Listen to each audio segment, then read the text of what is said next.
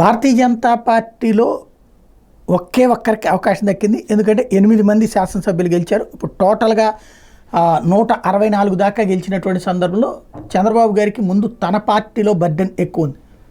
అదే సందర్భంలో ఈ ఓవరాల్ కూటమి ధర్మం ప్రకారం కేంద్ర ఫార్ములాని ఇక్కడ కూడా ఫాలో అవుతూ వచ్చారు. జనసేనకి 3 కేంద్ర క్యాబినెట్ బెర్తులు ఇచ్చారు. అట్లాగే భారతీయ జనతా పార్టీకి ఒకటిచ్చారు.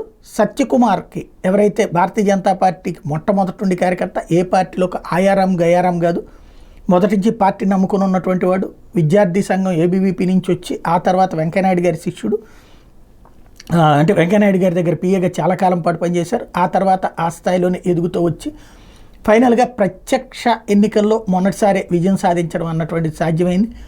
ప్రత్యక్ష ఎన్నికల్లో పోటీ చేసిన ఫస్ట్ టైమే సాధించేశారు. ఆయనకి ఇప్పుడు భారతీయ జనతా పార్టీ తరపున చంద్రబాబు గారి క్యాబినెట్లో బెర్తు లభించింది.